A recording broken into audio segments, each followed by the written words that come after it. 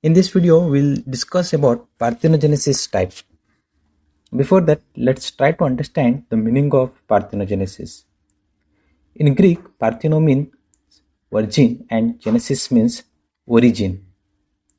Usually, an unfertilized ovum develops into a new individual only after the union with the sperm or fertilization, but in certain cases, the development of the egg takes place without the fertilization. This peculiar mode of sexual reproduction in which the egg development occurs without the fertilization is known as the parthenogenesis. The phenomenon of parthenogenesis occurs in different groups of animals. Now, let's see the types of parthenogenesis. Parthenogenesis are of two types, that is, natural parthenogenesis and artificial parthenogenesis. First, let's see detail about the natural parthenogenesis. In certain animals, the parthenogenesis occurs regularly, constantly, and naturally in their life cycles and is known as the natural parthenogenesis. The natural parthenogenesis may be of two types, that is complete or incomplete, and in that again different kinds are possible, that is haploid and diploid. We'll see it later. Now let's look about the complete and incomplete type of parthenogenesis. In complete parthenogenesis, certain insects have no sexual phase and no males.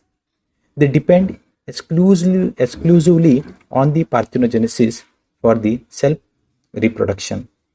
This type of parthenogenesis is known as the complete parthenogenesis or obligatory parthenogenesis. And what about incomplete parthenogenesis? In incomplete parthenogenesis, the life cycle of certain insects, it includes two generations, the sexual generation and parthenogenetic generation, both of which alternate to each other. In such cases, the diploid eggs produce females and the unfertilized eggs produce males.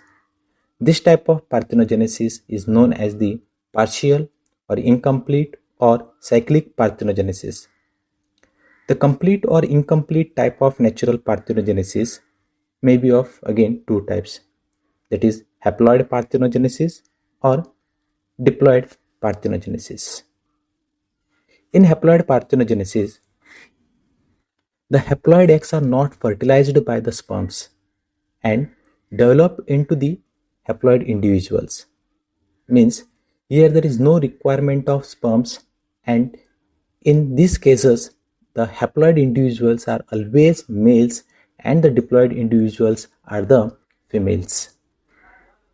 Let's see in diploid parthenogenesis now.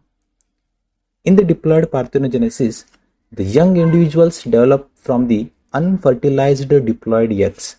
Yes, it's a diploid egg, but unfertilized. Now you might be thinking how unfertilized egg could be a diploid.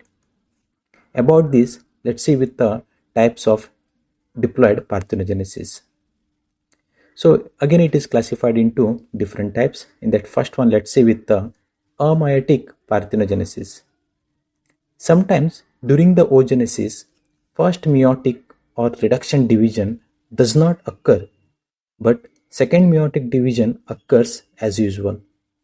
Such eggs contain diploid number of chromosomes and develop into new individuals without the fertilization. To make understand, let's see how normal oogenesis looks. You can see here in this picture, this is what the normal oogenesis. Now let's see the another type, that is meiotic parthenogenesis. Certain eggs develop by the usual process of oogenesis, but at certain stages, diplosis or doubling of chromosome number and production of diploid eggs occur. Such eggs develop into the diploid individuals, and this phenomenon is known as the meiotic parthenogenesis. Now again we are getting the same question, how could it become diploid? Well, let's see now. The diploid of the diploid thaloctoky may occur with these two methods, that is by autofertilization and by restitution. First see by autofertilization. In certain cases, the oocyte divides mitotically up to the formation of otid or ovum and secondary podocytes. But the otid and the secondary podocyte unite together to form a diploid egg, which develops into a new individual.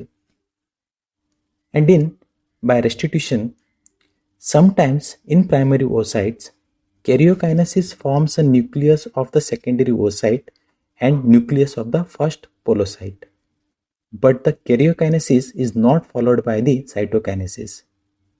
The chromosomes of both daughter nuclei are arranged on the equator and undergo second meiotic division to form a diploid otid and a diploid podocyte.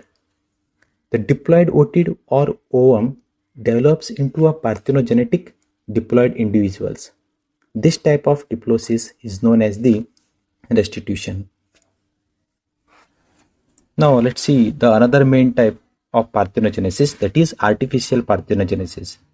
The eggs which always develop into the young individuals by the fertilization sometimes may develop parthenogenetically under certain artificial conditions. This type of parthenogenesis is known as artificial parthenogenesis. The artificial parthenogenesis may be induced by various physical and chemical means. Here there is some points I mentioned here, you can see in this screen. And now this is the overall summary of this lecture.